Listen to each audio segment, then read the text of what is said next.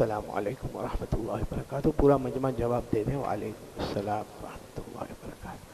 अल्हम्दुलिल्लाह रब्बिल आलमीन वल आक़िबतु लिल मुत्तक़ीन वस्सलातु वस्सलामु अला सय्यिदिल मुरसलीन अल्लज़ी अरसलहुल्लाहु बिल हक़्क़ बशीरन व नज़ीरा व दाइयन इलल्लाहि बिइज़निहि व सिराजन मुनीरा वअला आलिहि व अस्हाबिहि अल्लज़ीना आमनू बिहि व अज़्ज़रूहु व नसरूहु वत्तबअुन नूर अल्लज़ी उन्ज़िला मअहु उलाइका हिज़्बुल्लाह अला इन्न हिज़्बल्लाहि हुमुल मुफ़्लिहून। अम्मा बअद अऊज़ु बिल्लाहि मिनश शैतानिर रजीम। बिस्मिल्लाहिर रहमानिर रहीम। फ़अलम अन्नहु ला इलाहा इल्लल्लाह वस्तग़फ़िर लिज़ंबिक वलिलमुमिनीन वलमुमिनात वल्लाहु यअलमु मुतक़ल्लबकुम व मथवाकुम व क़ाल तआला अला इन्न औलिया अल्लाह ला खौफुन अलैहिम वला हुम यहज़नून अल्लज़ीना आमनू व कानू यत्तक़ून लहुमुल बुशरा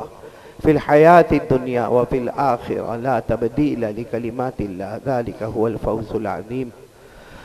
सदक़ल्लाहु मौलानल अज़ीम। क़ाल क़ाल रसूलुल्लाह सल्लल्लाहु अलैहि व आलिहि वसल्लम बुनियल इस्लामु अला ख़म्स शहादती अल्ला इलाहा इल्लल्लाह व अन्न मुहम्मदर रसूलुल्लाह व इक़ामिस सलाह व ईताइज़ ज़काह व हज्जिल बैत व सौमि रमज़ान औ कमा क़ाल रसूलुल्लाह सल्लल्लाहु अलैहि वसल्लम। सदक़ रसूलुहुन नबियुल करीम व नहनु अला ज़ालिका लमिनश शाहिदीन वश्शाकिरीन वल्हम्दुलिल्लाहि रब्बिल आलमीन।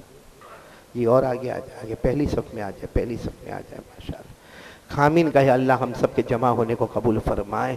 इससे पहले के बाद शुरू हो, जैसे पहले भी ये फैज़ानुल कुरान की मस्जिद में कई मरतबा जुमा पढ़ाने का मौका आया और जुमा से पहले बात करने का मौका आया। पूरा मजमा इरादा कर ले भाई सुनेंगे इंशाअल्लाह। नहीं, एक साथ में बोलेंगे, सब साथ में बोलेंगे, बोलो सुनेंगे इंशाअल्लाह। और नंबर 2 अमल भी करेंगे, बोलो अमल भी करेंगे इंशाअल्लाह। और नंबर 3 किससे माफ़ी मांगेंगे? अल्लाह। नहीं, साथ में बोलो ना, किससे माफ़ी मांगेंगे? अल्लाह से। और नंबर 4 यकीन कर लो एक न एक दिन तो हमको अल्लाह के पास जाना है। ये 4 बातों का हमेशा ध्यान होना चाहिए। नंबर 1 सुनना, नंबर 2 अमल करना, और नंबर 3 अल्लाह से माफ़ी मांगना, और नंबर 4 यकीन एक न एक दिन हम सबको अल्लाह के पास जाना है। खुद अल्लाह ने फरमाया, मेरे साथ में पढ़ेंगे, या तो माशाअल्लाह हाफिज़ों की जमात है, मेरे साथ में पढ़ेंगे। अल्लाह ने फरमाया वक़ालू समिअना व अताअना, पढ़े साथ में पढ़े, वक़ालू समिअना व अताअना गुफ़रानक रब्बना व इलैकल मसीर। अल्लाह तबारक व तआला फरमाते मेरे नेक बंदे और बंदियों का यही जुमला होगा। नंबर 1 समिअना, बोलो हम सुनेंगे, व अताअना हम बातों को मानेंगे, अमल करेंगे, गुफ़रानक रब्बना अल्लाह से माफ़ी मांगेंगे, व इलैकल मसीर हम सबको किसके पास जाना? अल्लाह के पास। तो चलो मेरे प्यारो, ये 4 नियतें करने के बाद हम अब असल मज़मून पर आ रहे हैं। आप सबको मालूम है महीना एक मुकम्मल हुआ, बहुत शानदार, बहुत जानदार महीना मुकम्मल हुआ। कौन सा महीना मुकम्मल हुआ? बोलो रबीउल अव्वल। और बहुत जानदार और शानदार महीना आया, बोलो रबीउल आखिर। यानी जाने वाला महीना भी मुबारक और बोलो आने वाला महीना भी मुबारक। क्योंकि जाने वाला महीना यानी रबीउल अव्वल, अल्लाह की कसम वो इतना मुबारक महीना था जिसमें हमारे नबी का आना भी था और बोलो हमारे नबी का जाना भी था। साथ में बोलोगे, हमारे नबी का आना भी था और हमारे नबी का जाना भी था। और खुद हमारे नबी बोलो मुहम्मदुर रसूलुल्लाह सल्लल्लाहु अलैहि वसल्लम ने फरमाया, क़ाल रसूलुल्लाह सल्लल्लाहु अलैहि वसल्लम हयाती व ममाती खैरुल लकुम। हमारे आका सल्लल्लाहु अलैहि वसल्लम ने फरमाया मेरा आना भी मुबारक और बोलो मेरा जाना भी मुबारक। मेरा आना भी तुम्हारे लिए बेहतर और मेरा जाना भी तुम्हारे लिए बेहतर। खैर वो महीना जो मुकम्मल हुआ, पूरा मजमा बोलेगा कौन सा था? रबीउल।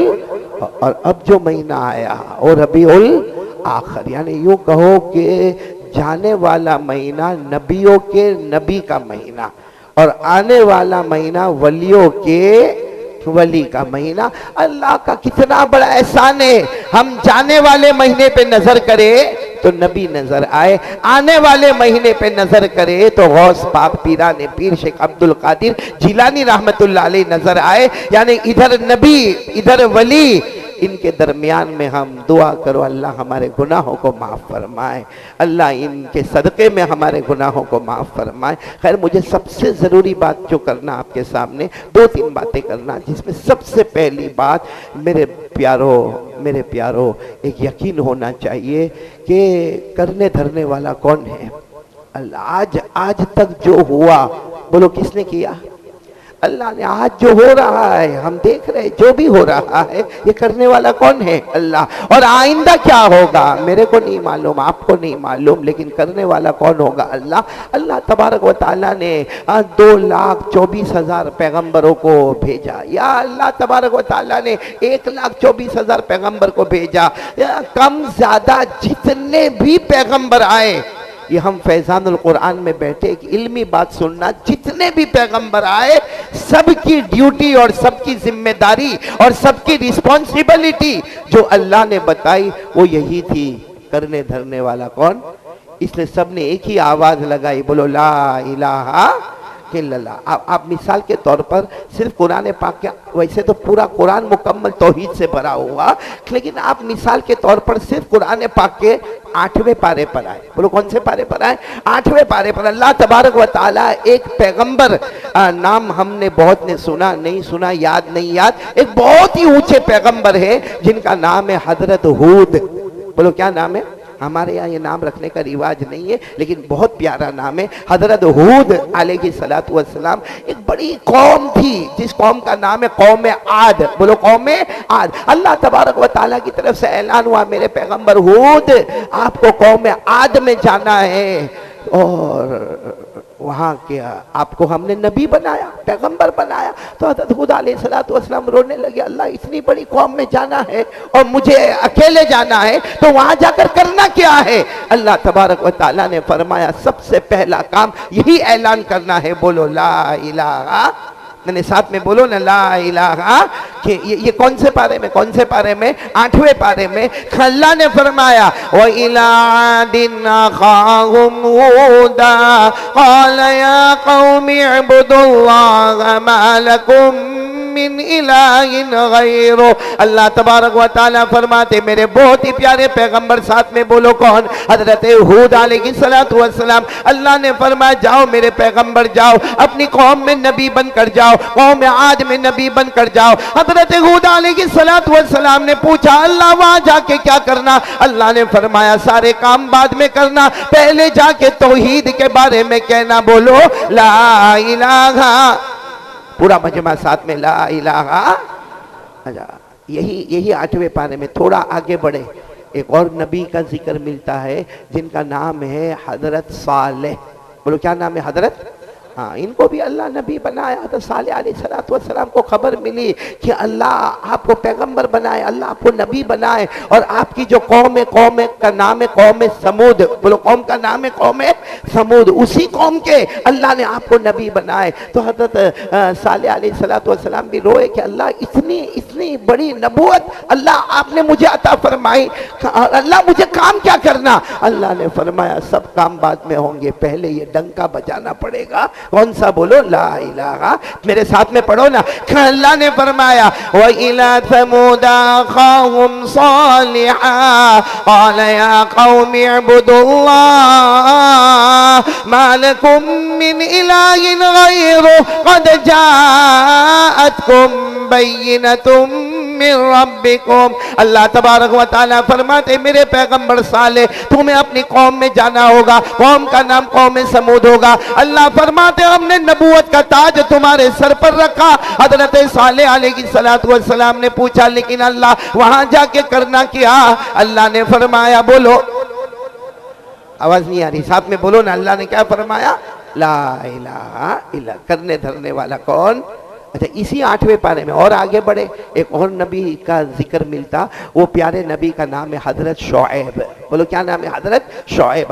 और अल्लाह तबारक व तआला ने इनको एक पूरा इलाका दे दिया, पूरे इलाके के नबी बना दिया, बड़ा लंबा चौड़ा एरिया अल्लाह ने दिया। वो इलाके का नाम है मदियन। बोलो इलाके का नाम क्या है? मदियन। अल्लाह तबारक व तआला ने फरमाया पूरा मदियन जो इलाका है, ए शुएब हमने आपको इसका नबी बनाया, पैगंबर बनाया। बस हज़रत शुएब अलैहिस्सलाम को जैसे खबर मिली कि अल्लाह ने मुझे ये पूरे इलाका मदियन का नबी और पैगंबर बनाया, हज़रत शुएब का भी वही हाल, रोना धोना। अल्लाह आपने नबूवत दे दी, अल्लाह आपने रिसालत दे दी, अल्लाह ने आपने मुझे पैगंबर बनाया। अल्लाह जाकर को ये मदियन इलाके में काम क्या करना? अल्लाह का वही जवाब है, सारे काम बाद में होंगे, पहले जाकर ये ऐलान करो और सबके दिल में यकीन बनाओ। किसका? आवाज नहीं आ रही है, बोलो ना ला इलाहा। अल्लाह ने फरमाया व इला मदियना अखाहुम शुआइबन क़ाल या कौमी अब्दुल्लाह मा लकुम मिन इलाहिन गैरो। अल्लाह तबारक व तआला ने हज़रत शुएब अलैहिस्सलातु वस्सलाम से फरमाया, ए मेरे शुएब तुम्हें इलाके मदियन में जाना है। हज़रत शुएब ने फरमाया अल्लाह जाना तो है मगर करना क्या है? अल्लाह ने फरमाया ऐलान कर दो। कितने नबियों का मैंने जिक्र किया आपके सामने? हजरत हूद ऐलान ला इलाहा, हजरत सालेह ऐलान, हजरत शुएब ऐलान। और 18वें पारे में जाओ, पहले रुकू में जाओ, अल्लाह तबारक व ताला एक बहुत ही प्यारे नबी जिन्होंने 950 साल एक ही काम किया, ला इलाहा इल्लल्लाह। और आपको मालूम है वो कौन नबी है? हजरत नूह। बोलो कौन? हजरत नूह। और आपको मालूम है हजरत नूह अलैहिस्सलातु वस्सलाम को जब अल्लाह ने फरमाया जाओ जाओ अपनी कौम में जाओ और जाके ऐलान करो ला इलाहा, तो हजरत नूह अलैहिस्सलातु वस्सलाम ने फरमाया अल्लाह मैं जाऊंगा, मेरी कौम में जाऊंगा, जाके ऐलान करूंगा, ये मुझे हो सकता है मारेंगे, अरे हो सकता है ये मुझे कत्ल कर देंगे, अरे हो सकता है ये मुझे जला देंगे। तो अल्लाह ने क्या फरमाया? मेरे पैगंबर नूह जाओ जाओ, अगर जलाए तो जल जाना, मारे तो कत्ल हो जाना, लेकिन मेरे ला इलाहा इल्लल्लाह का पैगाम पहुंचाओ। और फिर अल्लाह ने प्यार से फरमाया पैगंबर नूह जाओ, जो मेरा पैगाम पहुंचाता रहेगा मैं उसकी हिफाजत भी तो करता रहूंगा। ये कौन से पारे में? 18वें पारे में पहला रुकू अगर आप देखोगे ना, अल्लाह ने फरमाया वलक़द अरसलना नूहन इला क़ौमी फ़क़ाल या क़ौमी अब्दुल्लाह मा लकुम मिन इलाहिन गैरो अफला तत्तक़ून। अल्लाह फरमाते मैंने मेरे पैगंबर नूह अलैहिस्सलातु वस्सलाम को अपनी कौम के पास भेजा और मैंने कहा सबसे पहला काम ये होगा, बोलो ये बहुत ज़रूरी है ना ला इलाहा। और ये कितना ज़रूरी आपको बताऊं, ये गौस पाक, पीराने पीर, आलिम रब्बानी, फैज़ सुबहानी, बोलो मोहब्बत करते हो आप लोग? अरे भाई गौस पाक से मोहब्बत करने वाला ही हाथ ऊपर करे, बाकी ना करे भाई। सब मोहब्बत करते हैं तो ऐसा ठंडा ठंडा काय को जवाब दिया आप लोगों ने? आपको मालूम है हजरत गौस पाक पीराने पीर, हाँ बड़ा ऊंचा मकाम है। अरे बोलो बड़ा ऊंचा मकाम है। आज लोगों को मकाम ही नहीं मालूम है, आज सिर्फ हमारी जबान पर है गौस पाक। बोलो क्या है हमारी जबान पर?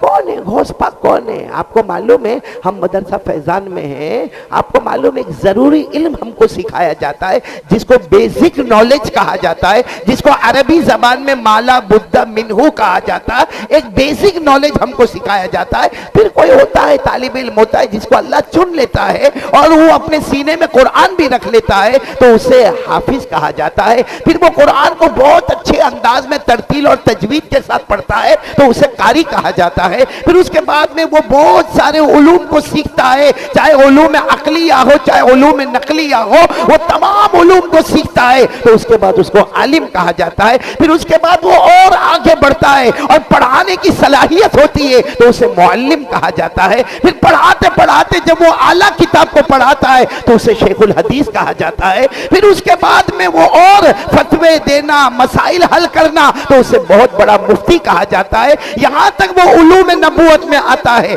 फिर उसके बाद वो नूर नबूवत हासिल करता है, प्यारे नबी सल्लल्लाहु अलैहि वसल्लम के एक एक तरीके पर अमल करता, गुनाह नहीं करता, सुन्नतों पर जिंदगी गुजारता, एक वक्त आता है अल्लाह के करीब होता है, उसे सूफी कहा जाता है। फिर और अल्लाह के करीब होता है तो उसे वली कहा जाता है। फिर और अल्लाह के करीब होता है तो उसे अब्दाल कहा जाता है। और अल्लाह के करीब होता है उसे कुतुब कहा जाता है। और जब आखिरी दर्जा अल्लाह के करीब होता तो उसे गौस पाक कहा जाता है। ये मेरे प्यारों पूरी डिटेल और तफसील है। हमने तो बहुत आसानी से हाथ उठाया गौस पाक का दामन। आज मैं आपको बताना चाह रहा हूं, ये मैंने सारे नबियों का पैगाम सुना है। हर नबी का पैगाम क्या? अच्छा, हमारे नबी सल्लल्लाहु मेराज पर, बोलो हमारे आका, साथ में बोलो ताजदार मदीना मोहम्मदुर रसूलुल्लाह। हमारे नबी सल्लल्लाहु मेराज पर जब मेराज से वापसी हो रही है, कुरान करीम ने उसी की तरफ इशारा किया। जब मेराज से वापसी हो रही है, हमारे नबी सल्लल्लाहु ने अल्लाह से डायरेक्ट अल्लाह से पूछा, अल्लाह मक्के जा रहा हूं, मेराज का सफर मुकम्मल हो रहा है, मक्का मुकर्रमा जा रहा हूँ, वहां जाकर क्या करना? अल्लाह ने फरमाया, मेरे मुस्तफ़ा दो काम करना है, एक तो ला, और नंबर दो उम्मत के वास्ते माफी मांगते जाना, मैं उम्मत को माफ करता चला जाऊंगा। अल्लाह ने फरमाया, फालम अन्नहु ला इलाहा इल्लल्लाह वस्तगफिर लिज़ंबिक वलिल मोमिनीना वल मोमिनात। तो मेरे प्यारो पूरा मजमा बोलेगा, हजरत हूद अलैहिस्सलातु वस्सलाम का पैगाम बोलो, ला इलाहा, सब साथ में ला इलाहा इल्लल्लाह। हजरत सालेह का पैगाम बोलो, ला इलाहा इल्लल्लाह। हजरत शुएब अलैहिस्सलातु वस्सलाम का पैगाम बोलो, ला इलाहा इल्लल्लाह। हजरत नूह अलैहिस्सलातु वस्सलाम का पैगाम, ला इलाहा इल्लल्लाह। और हमारे आका ताजदार मदीना, बोलो ना मोहम्मद मुजतबा अहमद मुस्तफ़ा सरकार दो आलम सल्लल्लाहु अलैहि वसल्लम का पैगाम। यही बताना मैं चाह रहा हूँ, जो हमारे नबी का पैगाम, सारे अंबिया का पैगाम, सारे सहाबा का पैगाम, वही पैगाम गौस पाक का भी है। आपको मालूम है हजरत गौस पाक, बोलो पीराने आलिम रब्बानी फैज़े सुबहानी गौस पाक, बोलो शेख अब्दुल कादिर। हाँ, ईशा की नमाज आपने पढ़ाई, आपने बगदाद की जामा मस्जिद में पूरा मजमा बोले कौन सी नमाज पढ़ाई? इमामत बहुत बड़ा ओहदा है। शेख अब्दुल कादिर जिलानी रहमतुल्लाह अलैह जिंदगी भर जहाँ रहे मस्जिद के इमाम बनकर रहे, मस्जिद की बुनियाद बन के रहे। शेख अब्दुल कादिर जिलानी रहमतुल्लाह अलैह ने ईशा की नमाज पढ़ाई। क्या आवाज़ होगी, बोलो सुभान अल्लाह। क्या कलाम होगा, बोलो सुभान अल्लाह। क्या उनका बयान होगा, बोलो सुभान अल्लाह। कब उन्होंने नमाज पढ़ाई, नमाज पढ़ाने के बाद उन्होंने कहा मेरे बड़े बेटे, यानी सुन्नत और नवाफिल भी हो गई, उसके बाद कहा मेरे बड़े बेटे अब्दुल वहाब कहाँ है? इनके बड़े बेटे, बोलो साथ में बोलेंगे, सबसे बड़े बेटे का नाम क्या है? इनके कुल मिलाकर 40 बच्चे। शेख अब्दुल कादिर जिलानी रहमतुल्लाह अलैह के कुल मिलाकर बेटे और बेटियां कितनी होती है? 40। तो उन्होंने कहा मेरे सबसे बड़े बेटे जो अब्दुल वहाब है वो कहा है? तो मस्जिद वालों ने कहा हजरत यही थे, अभी उन्होंने सुन्नत और नवाफिल पढ़ी और अभी बस मस्जिद के बाहर गए। पीराने पीर शेख अब्दुल कादिर जिलानी रहमतुल्लाह अलैह ने फरमाया किसी को बुलाने भेजो, मेरे बड़े बेटे को बुला लो। चुनांचे बड़े बेटे जैसे करीब में आए ना, अब्बा थे शेख अब्दुल कादिर जिलानी, अपने बड़े बेटे को कहा बेटे सुनो, आज नसीहत नहीं, आज वसीयत करने जा रहा हूँ, और वसीयत से पहले ये सुनो, मैंने अभी ईशा की नमाज पढ़ाई, फजर की नमाज में मैं तुम्हारे बीच में नहीं रहूँगा, रात को मैं अल्लाह को प्यारा हो जाऊँगा। और मेरे दोस्तों यही वो महीना था। कौन सा महीना? मेरे साथ में बोलो, यही महीना था जिसमें हम लोग बोलो रबीउल खाकर कहा बस मैंने, अब मैं तो बड़े बेटे जो थे ना अब्दुल वहाब, वो हमारी तरह नहीं थे, उनको अब्बा से बड़ी मोहब्बत थी, सीधे अब्बा के गले लग गए। अब्बा कैसी बातें कर रहे हो आप हमें छोड़कर जाओगे? अब्बा ठीक है हम बड़े हो गए, मगर आप जाएंगे तो हम नहीं, पूरा बगदाद यतीम हो जाएगा। और बड़े बेटे की जुबान से निकला अब्बा आप चले जाएंगे। अरे कभी कभी बगदाद में बारिश नहीं होती है, आपके नाम का सदका होता है तो अल्लाह आसमान से पानी भी बरसा देता है। आप हमें छोड़कर चले जाएं। तो शेख अब्दुल कादिर जिलानी गौस पाक थे, आलिम रब्बानी थे, फैज़ सुबहानी थे, बहुत बड़े थे। कहने लगे अल्लाह का बुलावा आ गया, और जब वो बुलाता है फिर किसी की मजाल नहीं कि जो ज़मीन पे रहे।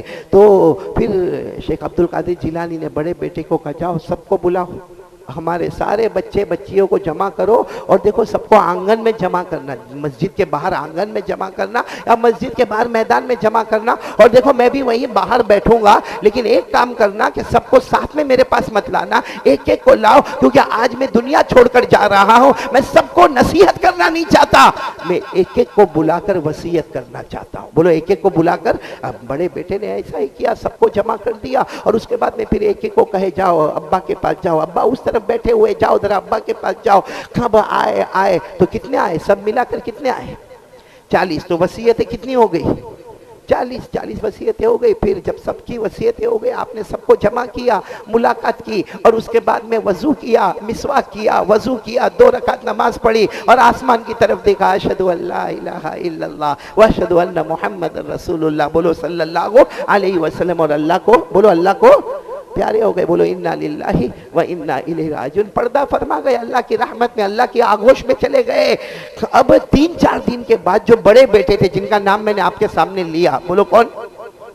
शेख अब्दुल वहाब। उन्होंने सबको जमा किया, सब भाई बहनों को जमा किया। कहा देखो अब्बा तो अल्लाह को प्यारे हो गए, हम सब अकेले हो गए, लेकिन अब्बा ने एक एक को बुलाकर वसीयत की, तो मैं चाहता हूं कि 40 वसीयतों को जमा करें और हम बगदाद की दीवार पर आवेज़ा कर दें कि मेरे मरहूम अब्बा ने ये वसीयत 40 वसीयतें की है।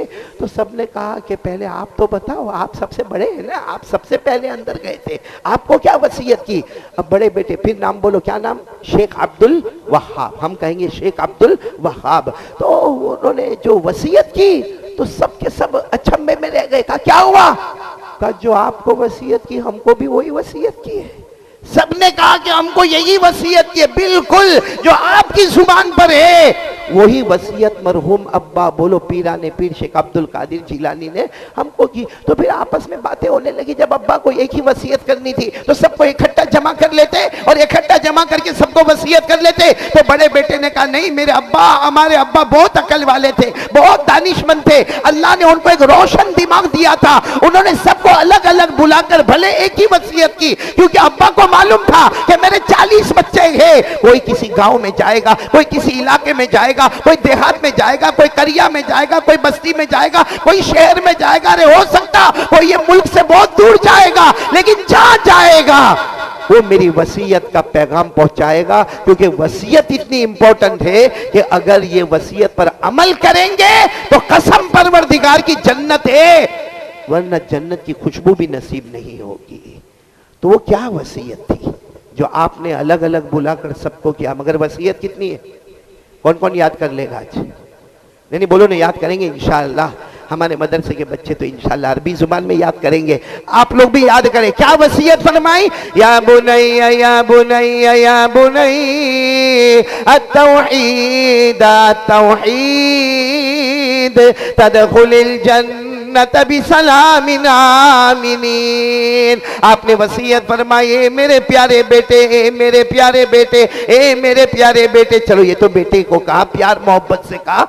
इससे एक बात मालूम हुई कि अब्बा को अपने बच्चों से मोहब्बत से बात करना चाहिए।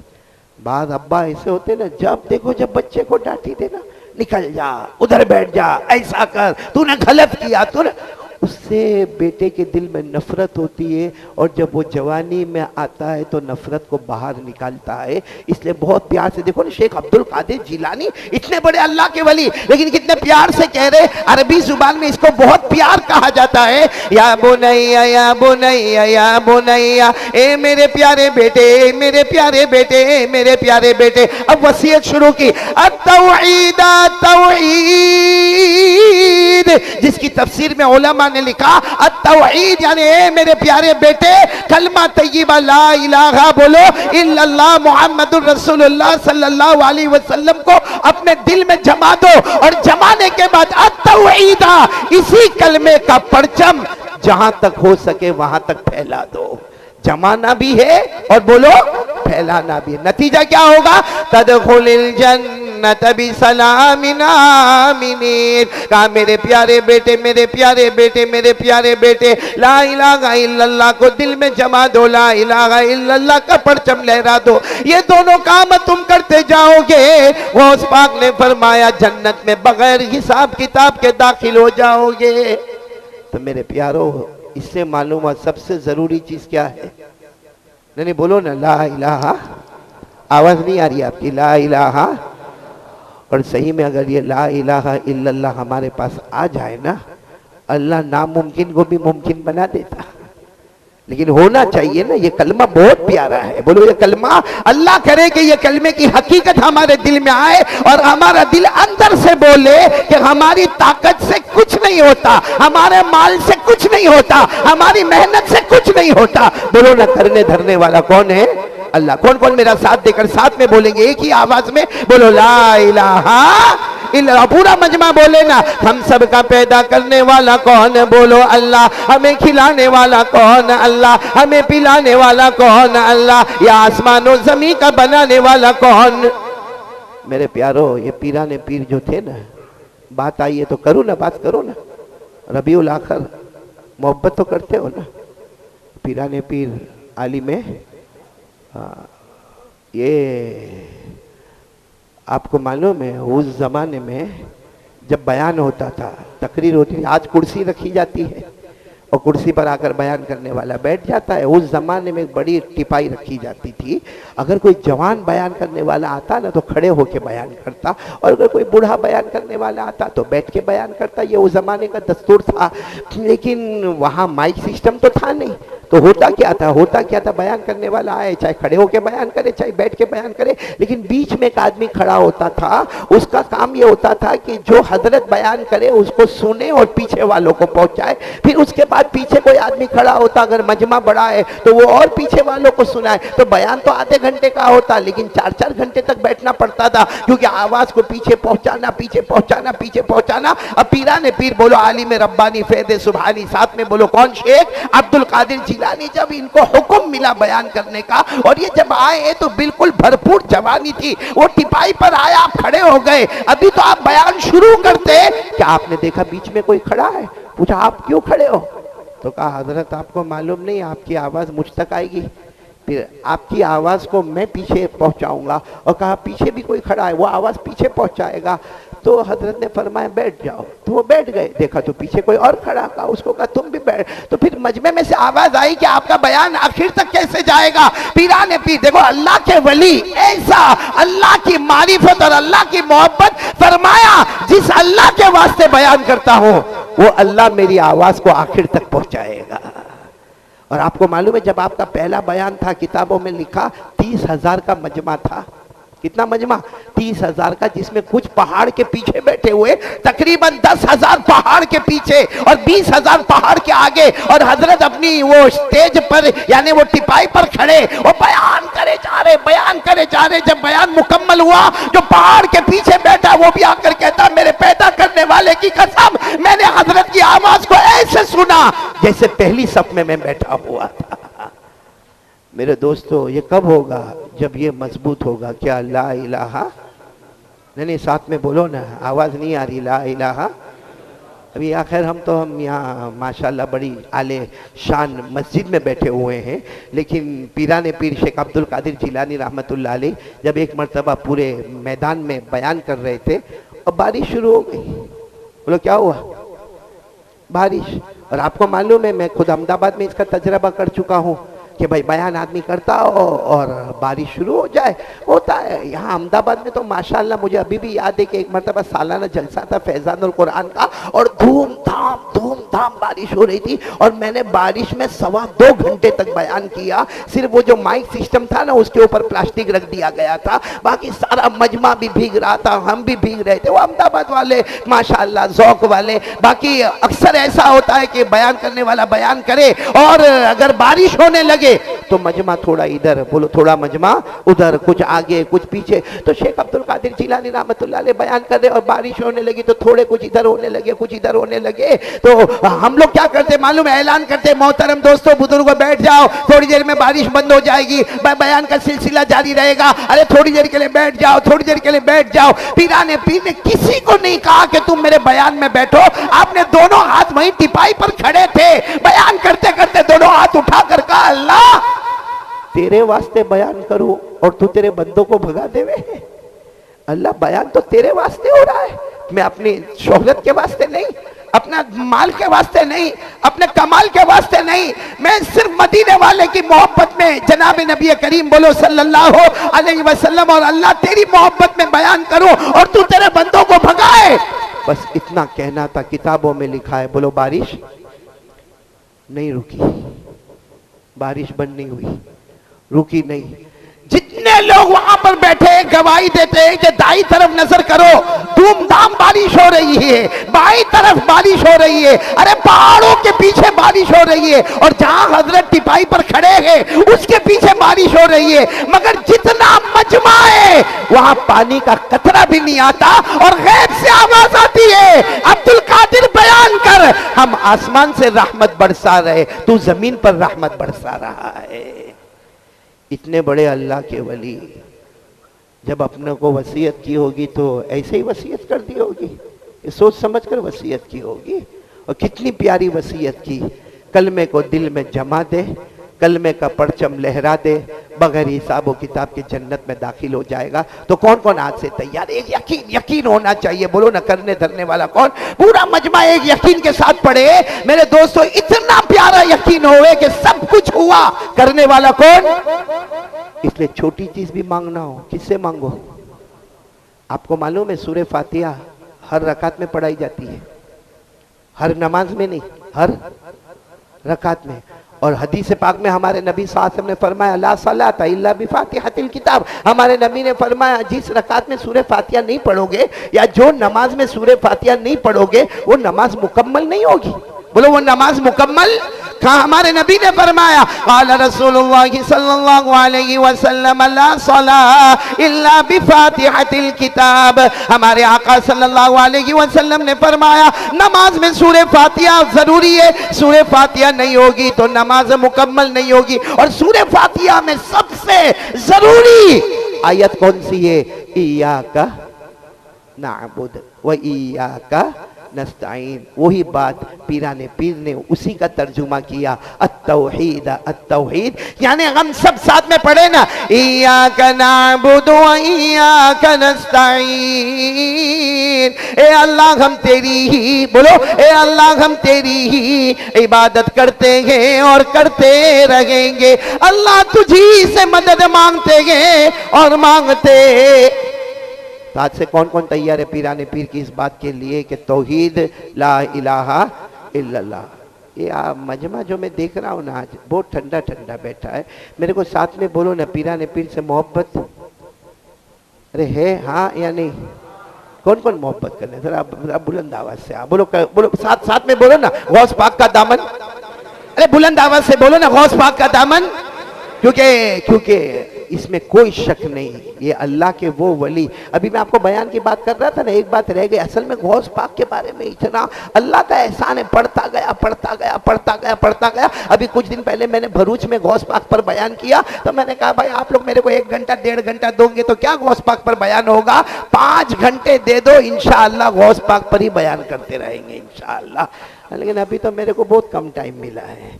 लेकिन मैं इतना बता दूं मेरे प्यारों, ये गौस पाक ऐसे जबरदस्त अल्लाह के वली थे। कौन कौन तैयार है? आज इनका दामन थामेंगे इंशाअल्लाह। नहीं बोलो ना, आज इनका दामन थामेंगे इंशाअल्लाह। यानी जो जबान से कहते ना वो हमारे दिल के अंदर से भी आवाज आएगी और साथ में बोलेंगे। भाई बोलो ना, गौस पाक का दामन। मोहब्बत करते हो ना? अरे सबने हाथ उठाए, बोलो ना मोहब्बत करते हैं ना? नहीं हाँ बोलो, मोहब्बत करते हैं ना? करते मोहब्बत करते हैं, हाँ या नहीं? अहमदाबाद वालों, इनके अब्बा का नाम। अभी खाना खाने जाओगे ना घर में? अरे मैं कहाँ आ रहा हूँ आपके घर में? टेंशन में हो रहे हो? मैं तो यही खाऊंगा इंशाअल्लाह। लेकिन जाओगे ना खाने, जाओगे कि नहीं जाओगे? तो जाओ तो जरा बीवी को बोलना, प्यार मोहब्बत से बोलना अपनी बीवी को, ओ तेरे बाप का नाम क्या, जरा बता ना मेरे को, तेरे अब्बा तेरे वालिद का नाम क्या, पूछेंगे जाके घर पे ऐसा। और अगर पूछेंगे तो खाना मिलेगा? अरे क्या गर्मा गर्मी हो जाएगी, हाँ क्या गर्मा गर्मी हो जाएगी कि 15 साल शादी को हो गए, 10 साल शादी को हो गए, तुमको मेरे अब्बा का नाम नहीं मालूम है। तो मेरे प्यारों, हम तो जमाने से चिल्ला रहे गौस पाक का दामन नहीं छोड़ेंगे। कोई अगर हमको पूछ ले रास्ते में अब्बा का नाम क्या है, चलो आज याद कर लो अब्बा का नाम, शेख मूसा अबू सालेह। बोलो साथ में बोलो पूरा मजमा, शेख मूसा अबू सालेह। नाम तो मूसा है लेकिन लोगों ने उनको कहा था अबू सालेह, तो नाम के साथ जुड़ गया तो शेख मूसा बोलो अबू सालेह। चलो अब्बा का नाम नहीं मालूम, कोई बात नहीं, दादा का बताओ। अभी दिल में सोचता होगा कितना बड़ा पाउली है, जब हमको अब्बा का नहीं मालूम तो दादा का कहां से मालूम होगा। लेकिन मेरे को ये अहमदाबाद वाले समझ में ही नहीं आता कि ये मोहब्बत कैसी मोहब्बत है मेरे प्यारों, कि हमको ये नहीं मालूम कि गौस पाक का मतलब क्या है, हमको ये नहीं मालूम कि उनके अब्बा का नाम क्या है। खड़े सुनते जाना, बोलो ना शेख अब्दुल कादिर जिलानी, गौस पाक, बोलो उनके अब्बा का नाम मैंने बता दिया, पूरा मजमा साथ में बोलेगा, शेख मूसा अबू सालेह। बोलो उनके अब्बा का नाम शेख अब्दुल्ला, उनके अब्बा का नाम शेख याहिया अज़्ज़ाहिद, उनके अब्बा का नाम शेख मोहम्मद, उनके अब्बा का नाम शेख दाऊद, उनके अब्बा का नाम शेख मूसा सानी, उनके अब्बा का नाम शेख अब्दुल्ला सानी, उनके अब्बा का नाम शेख मूसा अल जवन, उनके अब्बा का नाम शेख अब्दुल्ला अल मुसन्ना, उनके अब्बा का नाम शेख हसन अल मुसन्ना, उनके अब्बा हजरत हसन और उनके अब्बा शेर खुदा हजरत अली रदी अल्लाह ताला अन्हु। मेरे प्यारो अब बोलो ना मोहब्बत करेंगे ना इंशाअल्लाह, नहीं बोलो ना मोहब्बत करेंगे ना इंशाअल्लाह। देखो वक्त खत्म हो रहा है, मेरे पास सिर्फ 2-4 मिनट बाकी है। मैं चाहता हूं कि आज मैं और आप एक इरादा कर ले, देखो क्योंकि बातें तो बहुत ज्यादा है, वक्त बहुत कम है, हम सब मिलके पक्का इरादा बोलो करेंगे इंशाल्लाह, इरादा करेंगे इंशाल्लाह। एक इरादा आज जुमा में रबीउल आखिर के महीने में, वलियों के वली के महीने में हम ये इरादा करके जाए, क्योंकि शेख अब्दुल कादिर जिलानी बोलो बहुत ऊंची हस्ती है। शेख सादी, यहाँ हमारे मदरसे में फारसी में किताब पढ़ाई जाती है, कभी गुलिस्ता पढ़ाई जाती है, कभी बोस्ता पढ़ाई जाती है, उसके जो लिखने वाले ना शेख सादी, उन्होंने अपने अपने अपने अंदाज में उन्होंने कितना प्यारा लिखा। क्या लिखा? गौसे आज़म दरमयान औलिया, गौसे आज़म दरमयान औलिया, जो मोहम्मद दरमयान अंबिया। बोले गौस पाक शेख अब्दुल कादिर जिलानी का वलियों में, सारे औलिया किराम में वो मकाम है जो मोहम्मद रसूलुल्लाह सल्लल्लाहु अलैहि वसल्लम का मकाम नबियों में है। मोहम्मद का जो मकाम अल्लाह ने अंबिया में अता फरमाया, गौस पाक को अल्लाह ने वो मकाम वलियों में अता फरमाया। मेरे दोस्तों इतनी बड़ी हस्ती होगी तो बात खत्म कर रहा हूँ, नाराज तो नहीं ना आप लोग? नहीं उनकी बात कर रहा हूँ, मेरे घर की बात नहीं कर रहा हूँ। उनका फतवा सुनाने का है, सुनाओ फतवा सुनाओ। आज कोई भी मुफ्ती फतवा नहीं सुनाएगा, सुनाएगा तो नौकरी चली जाएगी। अब मेरे को कहाँ अहमदाबाद में नौकरी करने का है, लेकिन फतवा अपनी जगह। अच्छा मेरे को बताओ, पीराने पीर शेख अब्दुल कादिर जिलानी रहमतुल्लाह अलैह ने जो फतवा दिया होगा अपनी तरफ से दिया होगा? नहीं हाँ या नहीं? नहीं बोलो ना, अपनी तरफ से दिया होगा, अपनी मर्जी से दिया होगा। अरे किताबों में लिखा है कि आप फतवे नहीं देते, आप बयान नहीं करते थे। उस वक्त जब आप बयान भी नहीं करते, फतवा भी नहीं देते, उस वक्त आप रात को सोए थे, ख्वाब में जनाब नबी करीम सल्लल्लाहु अलैहि वसल्लम आए। हमारे नबी सल्लल्लाहु अलैहि वसल्लम ने ख्वाब में आकर कहा, अब्दुल कादिर लिमा लम तुबय्यिन, आप बयान क्यों नहीं करते, आप लोगों को मसले मसाइल क्यों नहीं बताते? तो शेख अब्दुल कादिर जिलानी, जवानी का जमाना था, कहा अल्लाह के रसूल यहाँ बहुत सारे उलमा हैं, बहुत ज्यादा उलमा बयान कर रहे, मेरे बयान की जरूरत नहीं है। हाँ क्या फरमाया हमारे नबी साथ में, क्या फरमाया? ख्वाब में फरमाया आगे आओ। शेख अब्दुल कादिर जिलानी रहमतुल्लाह अलैह आगे गए, हमारे नबी ने फरमाया अपना मुंह खोलो। गौस पाक ने अपना मुबारक मुंह खोला, हुजूर सल्लल्लाहु अलैहि वसल्लम ने 7 मर्तबा अपना थूक मुबारक इनके मुंह में रखा और कहा अब्दुल कादिर बयान करो, जबान तुम्हारी होगी, बरकत मोहम्मद की होगी, बोलो सल्लल्लाहु। और कहते कि मैं ख्वाब से उठा और मैंने सोचा कि हाँ अब तो बयान करना ही होगा, लेकिन फिर मुझे कुछ नींद आई। शेख अब्दुल कादिर जिलानी फरमाते मैं सोया तो मैंने ख्वाब में हजरत अली रदी अल्लाह ताला अन्हु को देखा, क्योंकि हजरत अली रदी अल्लाह ताला अन्हु इल्म में बहुत ऊंचे थे। कहा मैंने हजरत अली को देखा, हजरत अली ने मुझे ख्वाब में कहा अब्दुल कादिर बयान करना, देखो अभी नबी आए थे और तुम्हें ख्वाब में बता कर गए हैं, अब तुम्हें बयान करना है। और फिर हजरत अली ने फरमाया आओ करीब आओ। कहते मैं ख्वाब में करीब गया, हजरत अली ने फरमाया ए अब्दुल कादिर अपना मुंह खोलो। मैंने अपना मुंह खोला, हजरत अली ने 6 मरतबा अपना थूक मुबारक मेरे मुंह में रखा और जब जाने लगे तो शेख अब्दुल कादिर जिलानी फरमाते मैंने कहा अली आप तो बहुत बड़े सहाबी है, आप तो बहुत ऊंचे हैं, नबी ने 7 मरतबा थूक मुबारक मेरे मुंह में रखा, आपने 6 ही मरतबा रखा।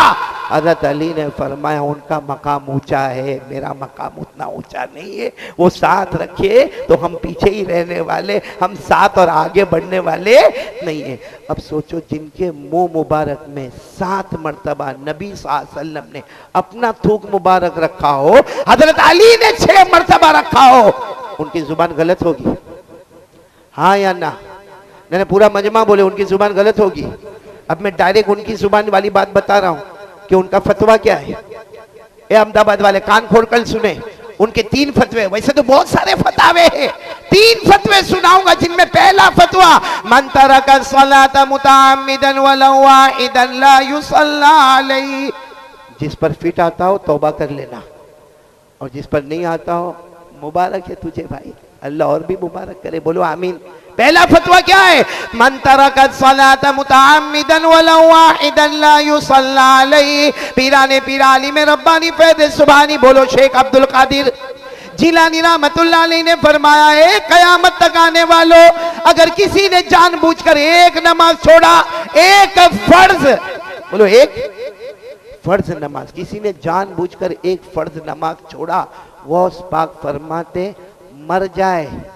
भाई एक फर्ज नमाज छोड़ा, हमें पता चला कि वो मैयत आई है, मर गया, पीरा ने पीर फरमाते अगर मैं हूं तो उसके जनाजे की नमाज भी नहीं पढ़ाऊं, मैं उसके जनाजे की नमाज, अब यहाँ के इमामों को तो पढ़ा नहीं पड़ता है भाई, मैयत किसी का भी आया हो पढ़ाना पड़ता, लेकिन शेख अब्दुल कादिर जैसा हौसला हिम्मत, फरमाया मैं हूं तो उसके जनाजे की तो किसी ने कहा हजरत क्यों जनाजे की नमाज ना पढ़ावे, अरे वो आने वाला तो मर गया, वो तो मैयत है, क्यों जनाजे की नमाज ना पढ़ावे। फरमाया अल्लाह की लानत उतरती है कहीं छींटा मुझ पर ना आ जाए।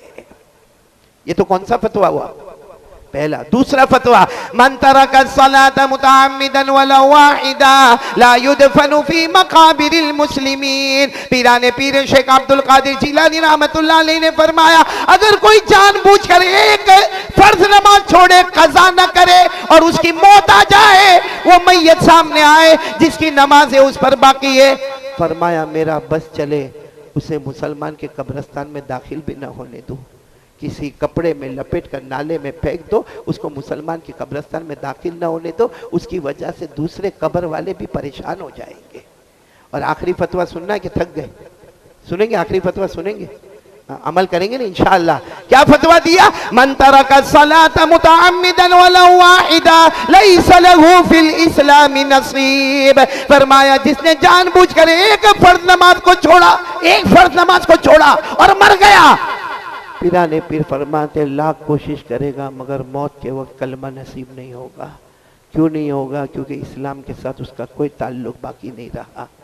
मेरे अहमदाबाद वालों, आपको शायद मेरी बात बहुत भारी लगी होगी मगर हाथ जोड़कर आपसे भीख मांगता हूँ मेरे प्यारों, जितना कारोबार में हम लोग परेशान हैं, पैसा पैसे के लिए परेशान है, कर्जे में डूबे जा रहे, हालात पे हालात, जान के हालात, माल के हालात, आबरू के हालात, दुकान के हालात, बीमारी के हालात, कोरोना के हालात, लॉकडाउन के हालात, स्वाइन फ्लू के हालात, डेंगू के हालात, इतने हालात, सबका हल कसम परवरदिगार की अगर हल है तो अल्लाह ने 5 नमाजों में रखा है।